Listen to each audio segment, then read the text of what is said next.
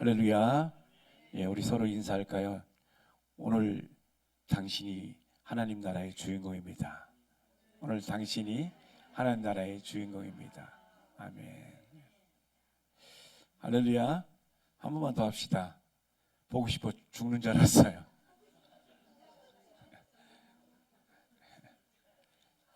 할렐루야. 야, 지금 여러분 어때요? 이렇게 축복하면서 그것이 어색하게 느껴진 사람이 있나요? 아닙니까? 예.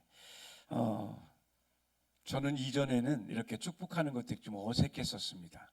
근데 지금 하나님께서 주시는 이 말씀 안에서 다시 한번 우리의 정체성이 회복되고 난 뒤에 이 복과 회복과 또 그것이 너무나 당연하게 믿음으로 지금 이제 받아들여지게 됐습니다. 자, 지금 이제 우리 인생은 그냥 있지 않고 어떤 공식 따라서 바뀌게 되는데 오늘 여러분에게 그 인생이 바뀌고 복이 되고 생명이 되는 이 말씀 함께 나누기 원합니다. 혹시 여러분 마음 가운데 이런 생각이 드는 사람 있습니까? 나는 왜 이렇게 되는 게 없지? 아니, 열심히 사는데 왜 상황은 점점점 안 좋아질까? 하나님이 정말 나를 기억하실까? 우리 모두는 꿈을 갖고 시작했고 꿈을 갖고 살았지만 모든 것이 무너진 것 같을 때가 있습니다. 오늘 요셉의 이야기를 통해서 우리 삶에 꼭 필요한 하나님의 회복의 원리를 발견하는 이 시간 되시기 원합니다. 자, 우리가 아는 것처럼 요셉이라는 사람은 꿈으로 시작했지만 삶의 모든 과정은 절망이었습니다. 요셉은 분명히 하나님께서 보내신 꿈을 가진 자였고 그 꿈을 붙잡고 그 꿈을 이루기 원하는 사람이었습니다. 그래서 요셉은 분명히 이렇게 얘기했을 것입니다. 하나님은 나를 통해서 분명히 뭔가를 이루실 거야. 그런데 현실은 정반대였습니다. 형제들에게 배신당해서 팔려가게 되고 또 애굽으로 가서 거기에 노예가 되고 노예에 대해서 최선을 다해서 살고 성실하게 살았는데 보디발의 아내의 모함을 통해서 감옥에 가게 되고 이 감옥에 갔을 때 거기에 이제 정치인인 떡 맡은 관원과 술 맡은 관원이 왔을 때 그들이 꿈을 꾸고 그 꾼 꿈을 해석해주고 난 뒤에 이 억울한 자기 상황을 그 떡 맡은 관원에게 이렇게 이야기하고 부탁합니다. 나는 정말 마음 조금이라도 누구를 해코지하거나 안 좋게 생각한 사람이라 나는 억울하게 여겼으니 나를 이 억울한 하소연을 들으시고 나를 도와서 여기서 꺼내주시라고 그렇게 부탁을 했습니다. 그런데 성경에는 이렇게 기록하고 있습니다. 그가 요셉을 잊었고 기억하지 아니하더라 이렇게 기록하고 있습니다. 그러니까 마지막 희망을 걸었던 그 사람까지도 자기를 잊어버리고 잊혀진 존재 같은 요셉입니다. 그러니까 요셉의 인생을 한 줄로 딱 적는다면 이렇습니다. 아무리 노력해도 잘못되어 가는 인생. 이것이 요셉의 삶입니다. 어떻습니까? 여러분과 삶과 비슷합니까? 근데 요셉은 이 모든 과정들을 잘 이기고 오늘 말씀을 보니까 애굽 총리가 되었습니다. 우리는 보통 이렇게 생각합니다. 요셉은 강하기 때문에 특별한 힘이 있어서 요셉은 견뎠을 거야. 근데 성경은 요셉이 강해서가 아니라 하나님이 함께 하셨기 때문에 견뎠다고 기록하고 있습니다. 39장에는 여호와께서 요셉과 함께 하심으로가 계속 반복해서 나옵니다. 요셉의 상황은 바뀌지 않았습니다. 감옥에 있었고 억울했고 또 미래가 보이지 않았습니다. 그런데 하나님은 상황이 아니라 요셉과 함께 계셨습니다. 우리 삶의 인생이 바뀌는 공식의 첫 번째는 뭐냐면, 따라합시다. 하나님은 우리의 상황을 바꾸지 않고 우리와 함께 하신다. 상황만 바꾸는 게 아니라 함께 하심으로 변화시키신다는 거예요. 이때 이제 우리의 반응이 중요한데, 요셉은 어렵고 힘들 때 이렇게 말하지 않았습니다. 하나님, 왜 나한테 이런 고통을 주십니까? 하나님이 계시다면 이럴 수가 있습니까? 라고 요셉은 말하지 않았습니다. 대신 요셉은 하나님께서 맡기신 그 삶의 현장에서 성실하게 살아갔습니다. 종의 자리에서도 충성을 다했습니다. 감옥에서도 맡겨진 일에 최선을 다했습니다. 그러면서 그 마음 중심에는 사람에게 인정받기보다 하나님께서 원하신 하나님의 뜻을 이루기 원하는 선택을 하며 살았습니다. 요셉이 감옥에서 그 떡 맡은 관원과 술 맡은 관원에게 이 꿈을 해석해 주면서 해석은 하나님께 있다라고 고백을 합니다. 자, 요셉의 지금 처지는 바닥입니다. 감옥입니다. 완전히 어떤 것도 할 수 없는 그 상태였지만 요셉의 마음에는 하나님은 여전히 높으신 분, 존귀하신 분, 그 하나님을 믿었던 것입니다. 그러니까 요셉이 이렇게 변화듯이 있고 삶에서 벗어날 수 있었던 것은 뭐냐면, 환경이 아니라, 그러니까 환경이 능력 있으신 하나님을 절대 작게 만들 수 없다. 세상보다 크신 하나님이 모든 것을 이기게 하신다는 것이 두 번째 원리입니다. 자, 첫 번째 원리는 뭐냐면, 상황을 바꾸시지 않고 하나님이 함께 하시고, 근데 함께 하시니까 하나님이 뭐냐면 환경보다 크시다. 환경보다 크시다. 네. 자, 그리고 요셉에게 또 아픈 구절 중에 하나가 뭐냐면, 술 맡은 관원이 요셉을 기억하지 않고 잊어버렸더라. 그러니까 요셉은 아무도 기대할 사람이 없었습니다. 그를 도울 자가 없었습니다. 그러니까 자기의 사정을 말하고 도움을 요청할 수 있는 유일한 사람이 바로 그 관원장입니다. 그런데 그 사람이 요셉을 잊어버렸습니다. 여러분은 어떤가요? 여러분도 삶에 너무 어려워서 이것을 벗어날 수 있는 길이 이 사람이면 되겠거니 하고 그 사람을 찾아갔다가 그 사람이 나를 잊어버리고 돕지 않을 때가 있지 않습니까?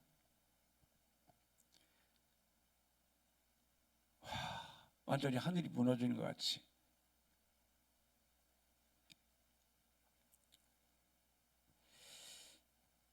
도움을 약속했던 사람이 그 도움의 약속을 지키지 않았을 때도 있습니다. 그래서 하나님께 의지하고 하나님께 기도했지만 아무런 응답이 없을 것 같은 때도 있습니다. 성경을 이렇게 기록하고 있지 않습니다. 하나님도 요셉을 잊었더라. 이것은 성경의 기록이 아닙니다. 그러나 하나님이 요셉을 기억하였더라. 하나님이 요셉을 기억하더라. 오늘 요셉을 기억하신 그 하나님은 여러분을 기억하십니다. 그리고 요셉을 일으키신 그 하나님은 여러분을 회복시킬 것입니다. 자, 지금 요셉은 감옥에 있었습니다. 사람들은 감옥에 가면 끝이라고 생각합니다. 사람들은 문제가 발생하고 더 이상 어떻게 할 수 없다고 해서 자살도 생각하고 죽을 것을 생각합니다. 아, 이제 나는 끝이야. 이제 나는 끝장났어. 그러나 제가 이전에 연극을 했었는데요.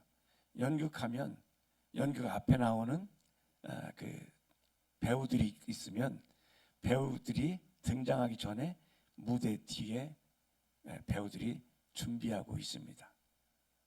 저는 오늘 이 말씀 속에서 지금 겉에 보이는 그 장면은, 그죠? 연극에 올려진 장면은 고난이고 힘들고 아무도 돕는 자 없는 것 같이 보이지만, 그러나 무대 뒤에는 또 다른 배우가 준비하고 있다는 것입니다. 그러니까 감옥은 끝이 아니라 무대의 뒤입니다. 하나님은 요셉이 잊혀졌다고 생각하는 그 시간을 사용하셨습니다. 요셉은 그 노예 생활, 형제들의 배신, 그리고 모함, 감옥, 모든 생활 가운데 성실하게 이뤄가는데, 그 가운데서도 하나님은 요셉의 인격을 다듬어 갑니다. 그러니까 갑자기 인격이 모난 사람, 아직 준비되지 않은 사람이 총리가 되는 것이 아니라 총리가 되어서 사람들의 생명을 나눠주시는 준비를 철저히 준비시키는 과정으로 삼으신 것입니다. 여러분의 삶에 이런저런 어려움이 있다면 그 어려움은 여러분에게 큰 권세를 입혀주기 위한 준비 시간이라는 것입니다. 하나님은 요셉을 준비시키셨고 성품을 다듬으셨습니다. 그리고 오늘 요셉이 준비되었을 때 하나님께서 바로 왕에게 꿈을 보냅니다. 꿈을 보내요. 이거 정확합니다. 그러니까 지금 이 요셉은 누구 뇌물이나 사람의 도움이 아니라 하나님께서 바로 왕이 오늘 꿈을 꿨는데, 어떤 꿈을 꿨냐면 살찐 아주 힘센 소가 7마리 있고, 조금 있다 보니까 그 메마른 소들이 와서 살찐 소를 잡아먹는 꿈을 꿨습니다. 자다가 식은땀이 나고 벌떡 일어나서 이 꿈이 뭐지? 그리고 다시 졸려서 잠을 잤는데 이번에 막 곡식이 풍성한 잘 익은 곡식이 7줄기가 보이더니 조금 있다가 메마르고 아주 마른 그런 이삭이 그것을 삼키는 꿈을 꾸었습니다. 그래서 그 꿈을 꾸고 난 뒤에, 이게 보통 꿈은 아닌데 뭔가 마음에 불안해서 이것을 어떻게 물어볼 사람이 없어서, 거기 이제 애굽에는 많은 현인들, 똑똑한 사람들, 이 사람들 다 모았는데 아무도 해석해 주는 사람이 없었습니다. 그런데 2년 전에 자기의 꿈을 해석받고 다시 복직됐던 그 사람이 그때서 생각난 것입니다. 그때 바로 왕에 가서 전합니다. 왕이시여, 제가 감옥에 있을 때 제가 이런 꿈을 꿨는데 그 꿈을 정확하게 해석해 준 사람이 있더이다. 그때 바로 왕이 그를 불러 오라 하는 것이죠. 여러분, 이제껏 이 요셉의 삶은 형제들에게 옷을 벗김당하는 삶이었습니다. 아버지가 주신 채색 옷이 벗김당했습니다. 그리고 보디발의 아내가 미혹해서 나와 동침하자 했을 때 도망갈 때 또 벗겼어요. 그러니까 요셉의 삶은 옷 벗김당하는 삶입니다. 그런데 하나님께서는 지금 옷 벗김당하고 수칠당하는 그 삶에서 하나님께서 지금 바로 왕이 그를 부르니까 이제 여지껏 면도도 제대로 못했던 사람이 면도를 하게 되고, 그리고 바로 왕이 옷을 하사해서 옷을 입혀줍니다. 왕이 입혀주는 옷을 입게 되었습니다. 그러니까 여지껏 요셉이 살았던 삶에 어떤 형제들의 미움의 옷, 그리고 감옥, 그리고 보디발의 집에서는 노예의 옷, 그리고 감옥에 있는 죄수복, 그 옷이었지만 성실하게 하나님께서 주신 그 일, 그때를 기다리며 계속해서 주님 안에 머물렀을 때 하나님께서는 그 옷을 벗기시고 존귀한 옷을 입혀 주셨습니다. 우리 인생에 바뀌어지는 것은 이렇게 하나님이 함께 하셔서 마침내 그 일을 열어 주시는 것입니다. 오늘 우리는 삶에 많은 기도 제목이 있고 문제가 있을 때 이루어지지 않을지라도 좌절하거나 실망하지 않을 것은 바로 그것은 하나님께서 준비하는 시간이다. 완성되지 않을 때, 보이지 않을 때 하나님의 보이지 않는 손은 준비하고 계신다는 것입니다. 자, 오늘 저는 이 요셉이 삶을 통해서 우리 인생에는 꿈을 가지면 인생은 쉬워진다라는 말씀을 드리지 않습니다. 오히려 성경은 하나님께서 주신 꿈을 이루어가려면 계속 그 과정을 이루기 위한 과정이 있다는 것을 말씀해 주고 있습니다. 그러나 우리가 기억해야 될 것은 하나님은 그런 상황 속에서도 우리를 잊지 않고 기억하신다는 것입니다. 그리고 하나하나 순서를 따라서 준비해 가신다는 것, 이뤄 가신다는 것입니다.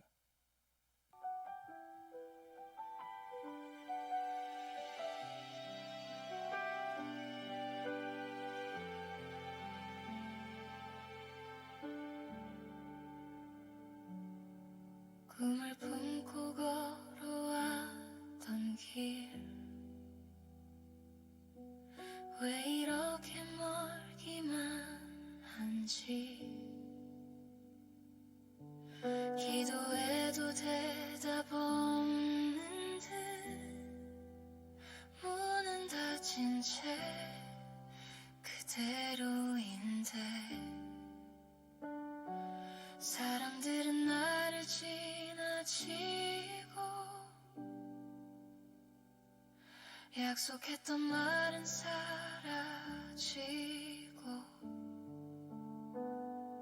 기대했던 그 한 사람마저 나를 잊은 것만 같은 밤 하지만 주님은 침묵 속에도 날 잊혀진 자리에서도 주님은 일하고 계시죠. 아무도 보지 않는 이곳에 나를 믿고 계시죠. 사람은 나를 잊어도 주님은 나를 기억하시고 오늘의 이 눈물이 내일의 길이 되게 하시죠.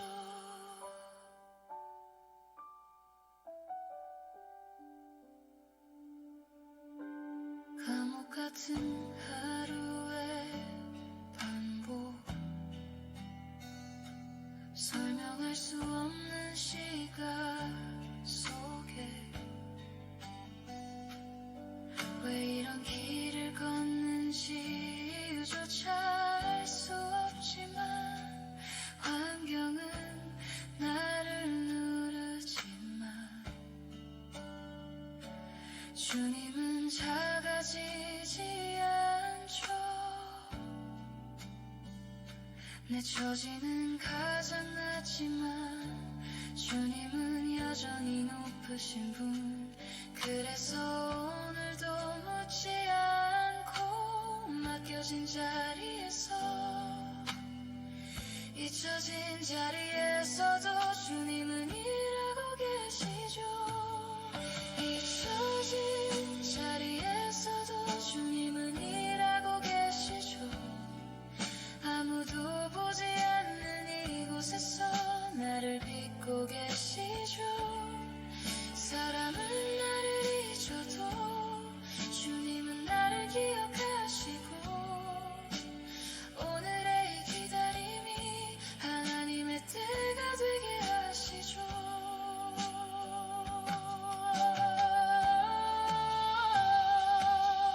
잊혀진 자리에서도 주님은 멈추지 않으시고 보이지 않는 손으로 내 인생을 쓰시